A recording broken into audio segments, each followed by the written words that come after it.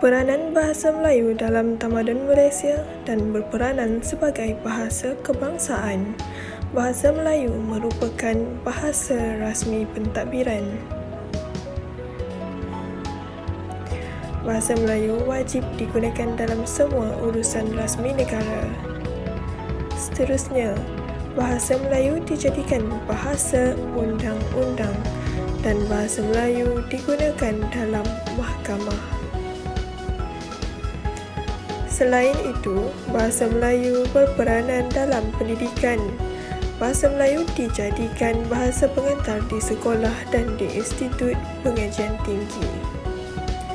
Bahasa Melayu juga berperanan sebagai bahasa ekonomi, digunakan dalam urusan perniagaan dan juga perdagangan di negara ini. Bahasa Melayu juga penting dalam perhubungan. Penggunaan bahasa Melayu dalam perbualan harian dapat mengeratkan perpaduan masyarakat yang berbilang kaum. Akhir sekali, bahasa Melayu sebagai bahasa ilmu digunakan secara meluas dalam bahan terbitan ilmiah dan sebagainya. Bagaimanakah cara untuk menyemarakkan serta meningkatkan sikap perpaduan dalam sesebuah tamadun menerusi peranan bahasa Melayu? Bagi menjawab persoalan tersebut, bahasa Melayu ini merupakan bahasa yang dianggap sebagai bahasa rasmi di Malaysia. Faktor sejarah di mana bahasa Melayu ini merupakan bahasa lingua franca di zaman Kepulauan Nusantara telah melayakkan bahasa Melayu ini dijulang sebagai bahasa kebangsaan dan digunakan secara rasmi di negara kita ini. Bahasa Melayu ini mudah dipelajari, difahami serta mempunyai bilangan penutur majoriti di negara kita ini, Malaysia. Jadi bila mana majoriti di negara ini, maka secara rasminya bahasa kepada penduduk asal ataupun majoriti di negara ini menjadi bahasa kebangsaan. Bercakap tentang cara memupuk semangat perpaduan, bagi saya toleransi dan ataupun tolak ansur antara kaum merupakan senjata ampuh dalam mewujudkan perpaduan. Walaupun bahasa Melayu mendapat keistimewaan diangkat sebagai bahasa rasmi negara kita, jadi kita tidak dapat menafikan hak-hak masyarakat lain seperti China, India dan sebagainya dalam menggunakan bahasa ibunda mereka bagi konteks kegunaan harian, selagi mana kita tidak menggunakan bahasa itu dalam konteks kegunaan rasmi ataupun urusan rasmi. Keterbukaan ini membuktikan toleransi antara kaum lain tetap wujud bagi menjamin rasa senang hati di kalangan masyarakat majmuk di negara kita ini. Sebagai contoh, masyarakat China dan India bebas menggunakan bahasa ibunda mereka seperti yang saya cakapkan tadi dalam perbualan harian dan sebagainya. Selain itu juga memupuk semangat jati diri yang dikongsi bersama dalam kalangan masyarakat majmuk ini yang berlainan agama, anutan, budaya, kepercayaan, cara hidup adalah perkara yang sangat rumit. Namun konsep jati diri yang utuh dijelaskan dengan memupuk semangat cinta akan bahasa kebangsaan negara kita Malaysia. Bukan artinya bahasa lain tidak dapat memupuk semangat jati diri dalam masyarakat negara, tapi kesamaan penggunaan satu bahasa dan bahasa Melayu ini sebagai lambang bahasa rasmi negara dapat memantapkan lagi semangat jati diri dan dalam masyarakat berbilang kaum.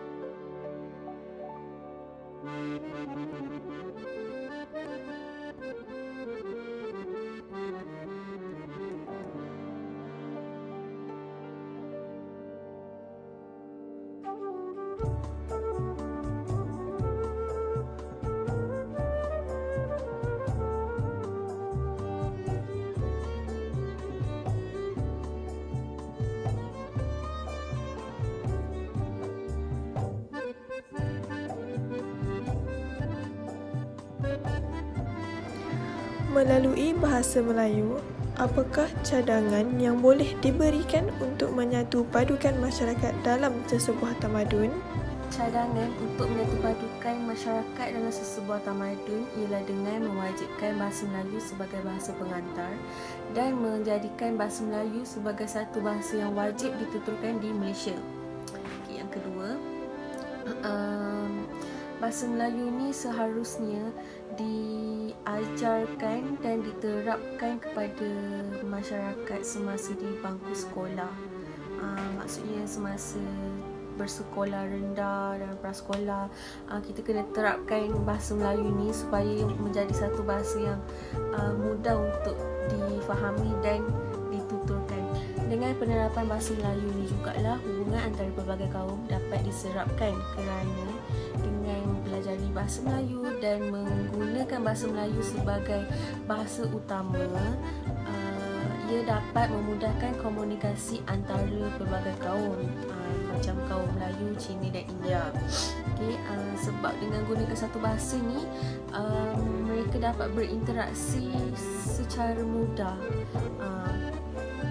kerana mereka memahami bahasa Melayu tu. Sebab bahasa Melayu ni kan satu bahasa yang orang kata mudah dan senang difahami dan dipelajari. Jadi untuk penggunaan bahasa Melayu ni terhadap kaum-kaum ni macam dapat menjadikan masyarakat lebih bersatu padu dan mempunyai kefahaman yang tinggi. Apakah potensi bahasa Melayu yang digunakan sebagai perintis keharmonian dalam sesebuah masyarakat yang berbilang bangsa dan budaya? Peranan bahasa Melayu dalam pembinaan tamadun Malaysia adalah mengetengahkan potensi bahasa Melayu sebagai perintis keharmonian dalam sesebuah masyarakat yang berbilang bangsa dan budaya.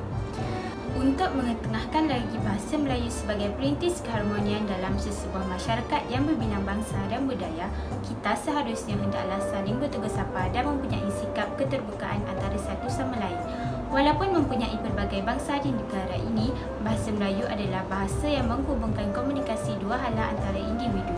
Sebagai seorang rakyat Malaysia, kita hendaklah sentiasa mengikuti aktiviti yang melibatkan perpaduan antara kaum. Antara aktiviti yang boleh dilakukan adalah bergotong royong bersama-sama membersihkan kawasan perumahan yang mempunyai pelbagai kaum. Aktiviti gotong royong ini dapat membantu masyarakat berinteraksi antara satu sama lain dengan menggunakan satu bahasa, iaitu bahasa Melayu.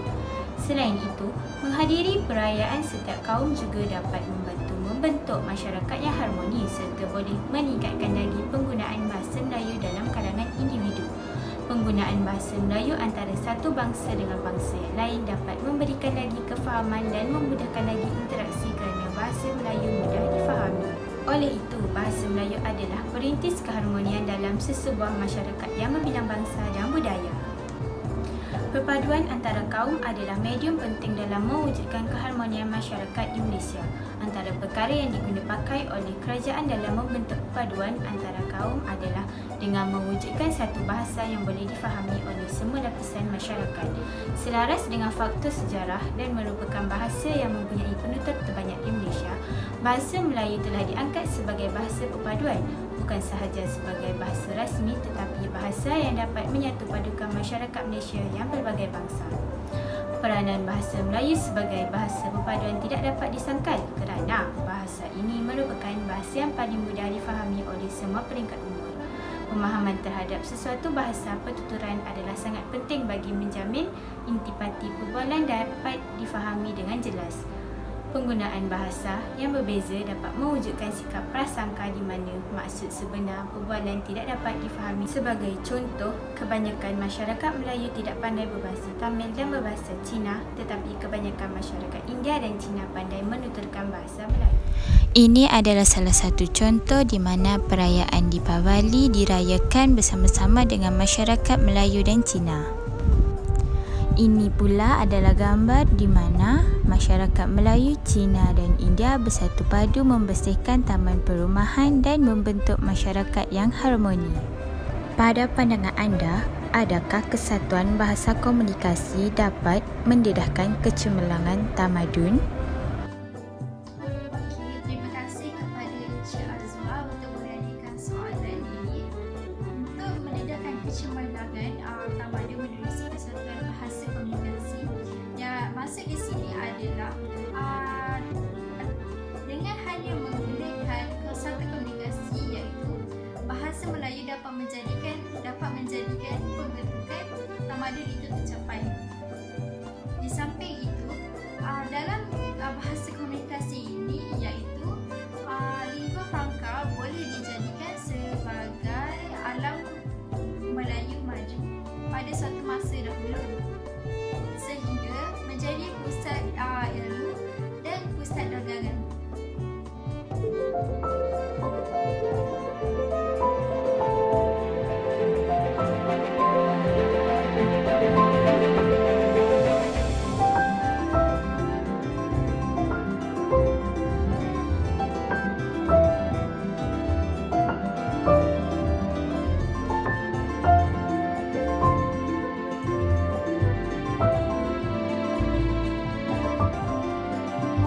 Bahasa Melayu ini juga boleh menerapkan kesepakatan dalam apa jua keadaan, sama ada melalui mesyuarat-mesyuarat penting dan pembelajaran di sekolah ataupun di universiti. Selain itu, bahasa komunikasi ini juga penting untuk mengeratkan silaturahim antara bangsa-bangsa lain dalam sesebuah tamadun. Tamadun Melayu ini juga termasuk Malaysia, Brunei, Singapura dan Indonesia. Inilah yang dipanggilkan sebagai pendedahan kecemerlangan tamadun melalui bahasa komunikasi. Saya ingin tujukan soalan kepada Nazriah, iaitu apakah menunjukkan sumbangan dan keupayaan bahasa Melayu dalam pembinaan tamadun Malaysia yang cemerlang? Antara sumbangan dan keupayaan bahasa Melayu dalam pembinaan tamadun Malaysia ialah yang pertama, lambang jati diri. Bahasa Melayu mempunyai lambang, iaitu sebagai bahasa kebangsaan, bahasa rasmi dan bahasa pemersatu.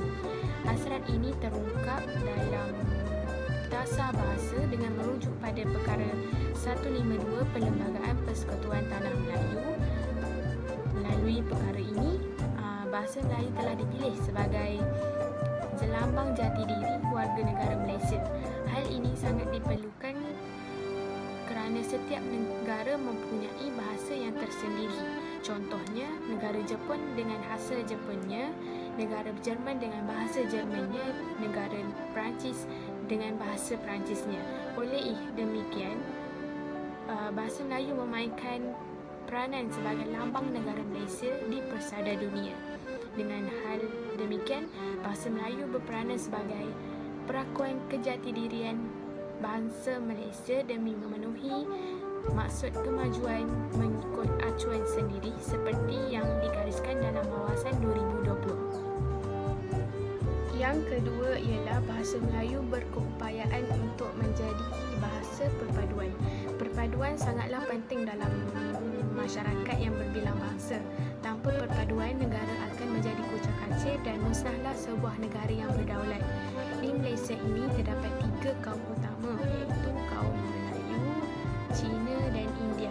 Kaum Melayu merupakan penduduk asal Malaysia dan mempunyai penduduk yang melebihi 50% daripada keseluruhan warga negara di sini.